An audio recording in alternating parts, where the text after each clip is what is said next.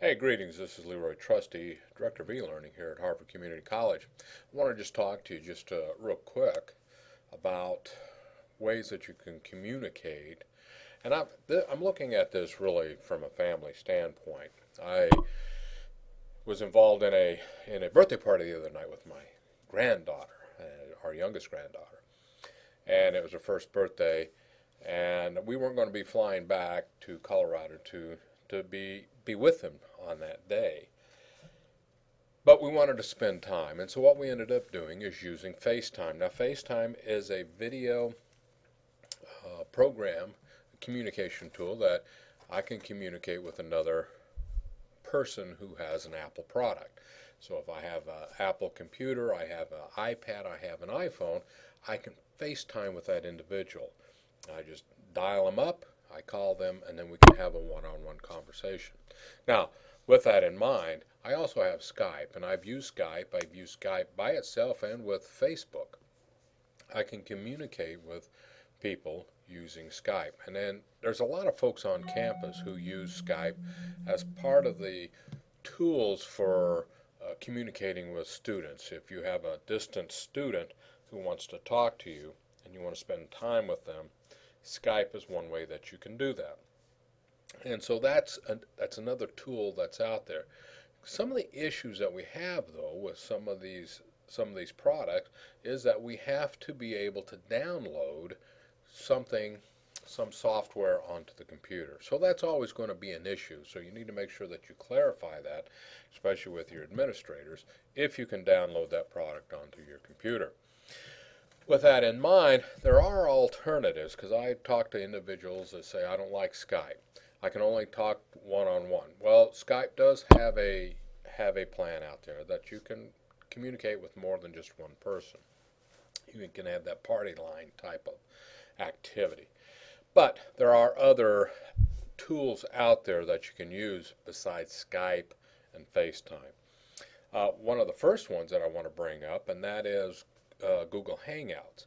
That seems to be the one that's working with numerous schools. I was at a conference early part of this year, and some of the schools use Google Plus to communicate with students who are not in the classroom.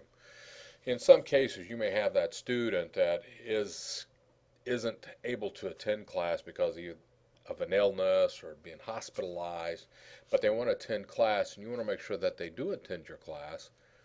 Ways that you do that, there are different tools, and one of them was Google Plus. That seemed to be the one that everybody liked because you can keep that open.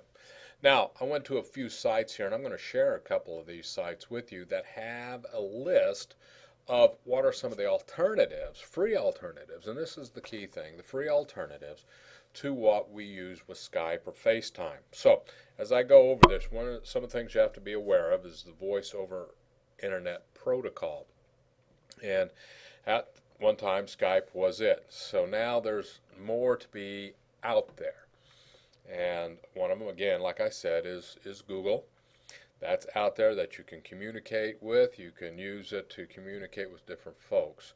So if you don't have a Google account, open one up. It's free. Check it out. That's what I ask folks to do. Let me get past this advertisement here. And so look no further than the Google Hangouts is what this article says. And so that's one. Another one that you have is Jitsi. Now, I haven't used Jitsi. I've talked to some folks that used it. They like to use it because you can share your desktop over the internet. You can record the calls. You can encrypt the calls, and sometimes that's very important depending on, let's say, a student that you may be talking to. So there are some few features there, and that's an option for you. And then you're able to put that into your computer. Another one, VoxAux. That's one that it makes audio and video calls. Another individual I talked to really just enjoyed this product itself. And so that's another one. Goober. Now, I'll be honest with you, I have not used Goober. I don't have any Goober buddies. I've been called a Goober, but that's beside the point. And then this other one is Ikija.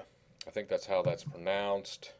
It's high quality, a lot of folks enjoy that. One of the things that you notice here on this particular one that it does work on Linux. And so if you have a Linux computer, some of these other voice over protocols do not have that capability. Uvu is another one that's kind of an open one. You don't really have to download anything to it. You can have up to 12 participants. This is the one I think I'm going to push out for the next birthday party, is for family that's scattered throughout, because I can add more than just one person to that. And it's kind of an interesting way. I've gone through this one, and it looks like it's one of those that's worthwhile. Now, I'm going to go to another one, and if you looking for different items on the web, about.com, unless you're Canadian, it's about.com, has a lot of information out there. So we're going to go to about here, and take a look at what some of those are. And again, it brings up Google Hangout. That seems to be like the #1 alternative to Skype. And if you have an Android tablet, or using an Android like Chromebook or some of those devices, this is really kind of the tool that you want to use. Another one is iChat, and again, this is a Microsoft product. Nah, don't use that.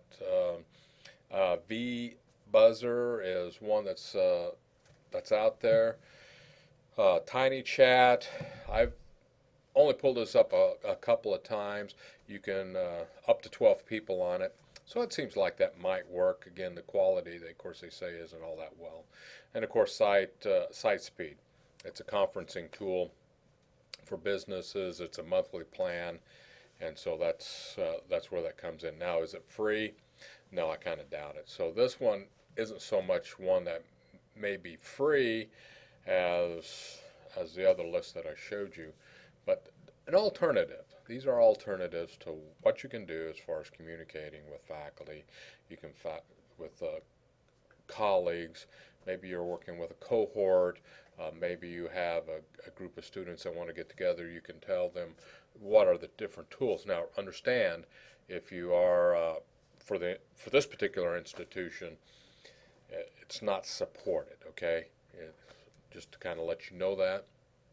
I have some other tools out there that can share, and we can provide a link to that as to what you can use for conferencing and be able to communicate with others around you. Anyway, these are just a couple lists that are out there. You can go online and just pull up, look for alternatives to Skype, and you're going to get some sites like this that help you out. And again, you'll see some of these lists that come out. Another one that seemed to come out that was looked for as a competitor for Skype was Viber, I mean, and I'm not sure how that's working out. I just found out about it here just recently. Anyway, I just want to push these out to you and check them out, see how they work for you.